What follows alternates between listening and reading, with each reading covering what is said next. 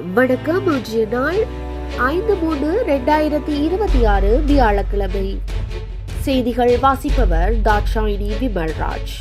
பானிஷியா தமிழின் பிரதான செய்திகள். முதலில் தலைப்புச் செய்திகள். லஞ்சம் பெற்ற குற்றச்சாட்டில் 2 லஞ்ச ஊழல் ஆணைக்குழுவினால் கைது. வெளிகாமம் கிழக்கு தவிசாளர் கடமையில் இடையூறு செய்த இளைஞன் விளக்கமறியல். மத்திய கிழக்கு நாடுகளில் வெளிவிவகார அமைச்சர் பேச்சுவார்த்தை. காணாமல் போன யாழ் மீனவர்கள் இந்தியாவில் கரையொதுங்கினர். இந்திய துறைமுகங்களை பயன்படுத்துவதாக கூறும் அறிக்கையை இந்திய வெளிவிவகார அமைச்சர் நிராகரித்துள்ளார். மத்திய கிழக்கு போரில் கனடா ராணுவம் பங்கேற்பு மறக்க முடியாது. தொடர்பான விரிவான செய்திகள். முதலில் தாயக செய்திகள். சுகாதார அமைச்சின் முன்னாள் ஊழியர் ஒருவர் வர்த்தகர் ஒருவரிடம் லஞ்சம் பெற்ற குற்றச்சாட்டில் லஞ்ச ஊழல் விசாரணை ஆணைக்குழுவில் கைது செய்யப்பட்டு விளக்கமறியலில் வைக்கப்பட்டுள்ளார்.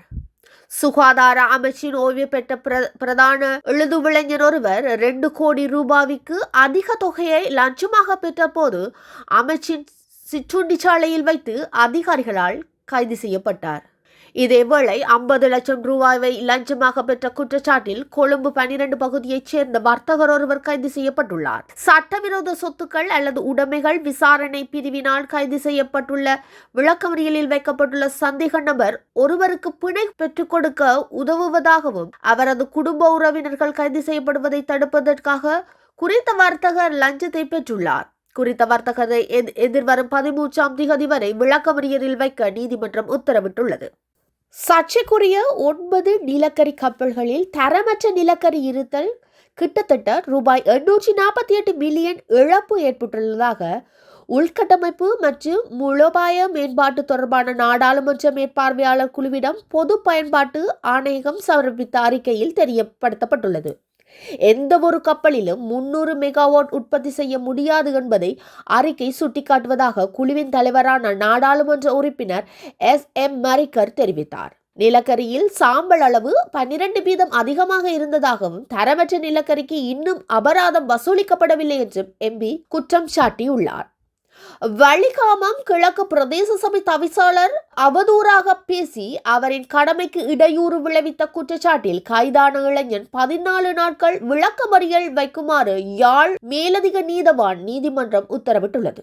வலிகாமம் கிழக்கு பிரதேச சபை ஆளுமைக்கு உட்பட்ட கட்டைப்புறாய் பகுதியில் சட்டவிரோத கட்டுமானம் ஒன்றினை இடித்து அகற்ற நீதிமன்றம் கட்டளையிட்ட நிலையில் கட்டடத்தை இடித்து அகற்றும் பணி முன்னெடுக்கப்பட்டது. அதனை பிரதேச சபை தவிசாளர், செயலாளர், போலீசார், நீதிமன்றம் உத்தியோகத்தர்கள் உள்ளிட்டவர்கள் மேற்பார்வை செய்து கொண்டிருந்த வேளை அவ்விடத்திற்கு வருகை தந்த 2 இளைஞர்கள் ஒருவர் தொலைபேசியில் காணொளி செய்து மற்ற இளைஞர் தவிசாளரை அவதூறாக பேசி அநாகரிக வார்த்தைகளை திட்டியும் நடந்து கொண்டனர். அதனை அடுத்து அங்கு கடமையில் ஈடுபட்டிருந்த கோப்பாய் போலீசார் குறித்த இளைஞனை கைது செய்து போலீஸ் நிலையம் கொண்டு சென்றதுடன் தவிசாருக்கு வாக்குமூலம் பெற்ற பின்னர் யாழ் மேலதிக நீதவான் நீதிமன்றத்தில் முறைப்பாடு செய்துள்ளனர். வழக்கினை விசாரித்த மன்றம் இளைஞனை எதிர்வரும் 14 நாட்கள் விளக்கமறியலில் வைக்குமாறு உத்தரவிட்டுள்ளது. இலங்கை வெளிவிவகார அமைச்சர் விஜித ஹெரத் மத்திய கிழக்கு முழுவதும் உள்ள வெளிவிவகார அமைச்சர்களுடன் தொடர்ச்சியான உயர்மட்ட கலந்துரையாடல்களை நடத்தியுள்ளார்.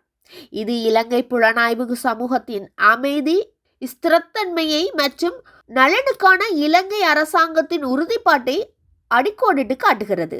பக்ரைனின் வெளிவிவகார அமைச்சர் கலாநிதி அப்துல்தீப் பின் ரஷித் அல் ஷைனியுடனான தொலைபேசி உரையாடலில் பிராந்திய முன்னேற்றங்கள் குறித்த கருத்துக்களை அமைச்சர் விஜித் ஹெரத் பரிமாறிக்கொண்டார். மேலும் ஸ்திரத்தன்மையுடன் பாதுகாப்பில் பதற்றத்தை குறைத்தல் மற்றும் ராஜதந்திரத்தின் முக்கியத்துவத்தை வலியுறுத்தினார். இலங்கை வெளிநாட்டவர்கள் மீது பக்ரைன் கொண்டுள்ள அக்கறைக்கும் அவர் பாராட்டு தெரிவித்தார். ஜோர்தானின் துணை பிரதமர் வெளிவிவகார அமைச்சருமான ஐமான் சபாட்டியுடன் அமைச்சர் விஜித ஹெரத் தொலைபேசியில் பேசினார். இதன்போது அமைதி மற்றும் ஸ்திரத்தன்மைக்கான இலங்கையின் உறுதிப்பாட்டை மீண்டும் உறுதிப்படுத்தினார். பிராந்திய அமைதியை மீட்டெடுப்பது ஒரு முதன்மையான முன்னுரிமை என்று இருதரப்பினரும் இந்த உரையாடலில் ஒப்புக்கொண்டனர். இலங்கை சமூகத்திற்கு ஜோர்தான் அளித்த ஆதரவுக்கும் விஜித ஹெரத் நன்றி தெரிவித்தார்.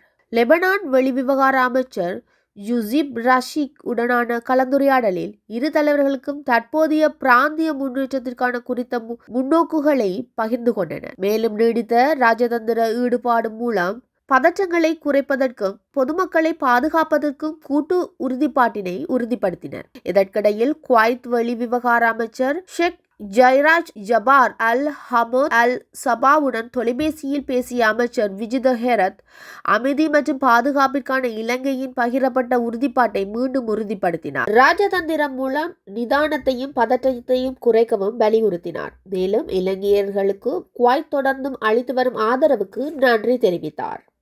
யாழ்ப்பாணம் காக்கேசன்துறை ஊரணி கடற்பகுதியிலிருந்து கடந்த வெள்ளிக்கிழமை மீன்பிடிக்க சென்ற மீனவர்கள் இருவர் காணாமல் போன நிலையில் தமிழ்நாட்டு அரியமான் கடற்பரப்பில் வைத்து தமிழ்நாட்டு கடலோர காவல்படையினர் கைது செய்யப்பட்டனர். குறித்த சம்பவம் தொடர்பில் தெரிய வருவது, கடந்த வெள்ளிக்கிழமை குறித்த இரு மீனவர்களும் மீன்பிடிக்க சென்ற நிலையில் அவர்களின் படகு பழுதடைந்த இந்திய கடல் எல்லைக்குள் சென்று கொண்டிருந்தது. இதனை அவதானித்த இந்திய மீனவர்கள் குறித்த படகினை தமது விசைப்படகினால் இழுத்துச் சென்று மீனவர்களுக்கு உணவும் நீரும் வழங்கி இலங்கை கடல் எல்லையில் விட்டுவிட்டு சென்றனர். பின்னர் கடல் அலையினால் அடித்து செல்லப்பட்ட படகு மீண்டும் இந்திய கடல் எல்லைக்கால் சென்ற நிலையில் இன்றைய தினம் 7வது நாள் தமிழ்நாட்டின் வடக்கு கரையில் மீட்கப்பட்டுள்ளனர். தொடர்பான இந்திய செய்திகள். மத்திய கிழக்கில் நடந்து வரும் இராணுவ மோதல்களுக்கு மத்தியில் ஈரானுக்கு எதிரான தாக்குதலை நடத்த அமெரிக்கா இந்திய துறைமுகங்களை பயன்படுத்துவதாக கூறும் அறிக்கை இந்திய வெளிவிவகார அமைச்சர் நிராகரித்துள்ளார். அமெரிக்காவை தளமாக கொண்ட அமெரிக்க ஒபான் நியூஸ் அலைவரிசையில் அளித்த செவ்வியின் போது முன்னாள் அமெரிக்க இராணுவ கர்னல் டான் மெக்ரிகோர் இந்த கூற்றை முன்வைத்ததாக தொடர்ந்து இந்தியா இந்த அறிக்கை வந்துள்ளது. ஆதாரமற்ற மற்றும் ஜோடிக்கப்பட்ட கருத்துக்களுக்கு எதிராக நாங்கள் எச்சரிக்கிறோம், வெளிவிவகார அமைச்சர் ஒரு அறிக்கையில் கூறியது. அதே நேரம் ஈரானிலும் பரந்த மேற்கு அரிய பிராந்தியத்திலும் அதிகரித்து வரும் மோதலை உடனடியாக நிறுத்துமாறு இந்திய வெளிவிவகார அமைச்சர் செவ்வாயன்று அழைப்பு விடுத்தது. நீடித்த உறுதியற்ற தன்மை இந்திய குடிமக்கள் பொருளாதார நலன்கள் மற்றும் பிராந்திய ஸ்திரத்தன்மைக்கு ஆபத்தை விளைவிக்கும் என்றும் எச்சரித்தமையும் குறிப்பிடத்தக்கது. உலக செய்திகள். ஈரானிய போர்க்கப்பல் மீது அமெரிக்கா நடத்திய கொடிய டார்பிடோ தாக்குதலை ஒரு அட்டூழியம் என ஈரானிய வெளிவிவகார அமைச்சர் கண்டித்துள்ளார். இந்த தாக்குதலுக்கு அமெரிக்கா வருத்தப்பட வேண்டியிருக்கும் என்றும் அவர் எச்சரித்துள்ளார். நேற்று இலங்கை கடற்படையில் IRIS தோனா மூழ்கியதில் குறைந்தது 87 ஈரானிய வீரர்களின் உடலை இலங்கை கடற்படை மீட்டுள்ளனர். மேலும் பலர் காணாமல் போயுள்ளனர். மத்திய கிழக்கின் தீவிரமடைந்து வரும் போரில் கனேடிய ராணுவத்தின் பங்களிப்பை முற்றாக நிராகரிக்க முடியாது என கனடா பிரதமர் மார்க் கார்னி தெரிவித்துள்ளார். ஈரானின் மீதான அமெரிக்க ஆஸ்திரேலிய தாக்குதலில் அந்நாட்டின் அதி உயர் தலைவர் அயதுல்லா அலி ஹமோனி கொல்லப்பட்டதை தொடர்ந்து ஏற்பட்டுள்ள போர் பதற்றங்களுக்கு மத்தியில் ஆஸ்திரேலியாவுக்கும் விஜயம் மேற்கொண்டுள்ள அவர் கான்போராவில் அந்நாட்டின் பிரதமர் அந்தோனி அல்பானிஸ் உடன் இணைந்து நடத்திய ஊடகவியல் சந்திப்பிலேயே இதனை தெரிவித்தார். கடந்த வாரம் ஈரான் மீதான அமெரிக்க தாக்குதலுக்கு தனது ஆதரவை வெளியிட்டிருந்த பிரதமர் ஹார்னி தற்போது ஆஸ்திரேலியாவில் தனது கருத்தின் மென்மையான போக்கை கடைபிடித்துள்ளார். எந்த ஒரு சூழ்நிலையிலும் போரின் பங்கேற்பதை நாம் திட்டவட்டமாக நிராகரிக்க முடியாது. இது ஒரு கருதுகோள் சார்ந்த கேள்வி என்றாலும் தேவைப்படும் போது நாம் எமது நட்பு நாடுகளுடன் உறுதியாக நிற்போம் என அவர் குறிப்பிட்டார். சர்வதேச கடல் எல்லையில் ஈரானிய போர்க்கப்பல் ஐஜ்ரிஸ் தோனாவை அமெரிக்கா தாக்கியதற்கு ஈரானின் வெளியுறவு அமைச்சர் சையத் அப்பாஸ் அரக்ஷி கண்டனம் தெரிவித்தார். ஈரான் கடற்கரையிலிருந்து 200 மைல் தொலைவில் கடலில் அமெரிக்கா ஒரு அட்டூழியத்தை செய்துள்ளார். கிட்டத்தட்ட 130 மாலுமிகளை ஏற்றி சென்ற இந்திய கடற்படையின் விருந்தினரான ஃப்ரிகாட் தோனா நீரில் எந்தவித முன்னறிவிப்பும் இல்லாமல் தாக்கப்பட்டது. அமெரிக்காவின் இந்த தவறான முன்னுதாரணத்திற்கு கடுமையாக வருத்தப்பட வேண்டும் என்றும் எச்சரித்தார். இத்துடன் பானிஷியா தமிழில் பிரதான செய்திகள் நிறைவு பெறுகிறது. செய்திகளை உடனுக்குடன் தெரிந்து கொள்ள பானிஷியா தமிழ் நியூஸ் வலையொலியை சப்ஸ்கிரைப் செய்யுங்கள். நேரலையில் www.panishiatamil.tv என்ற இணையதளம் வாயிலாக தொலைக்காட்சியை பார்வையிடலாம். நன்றி, வணக்கம்.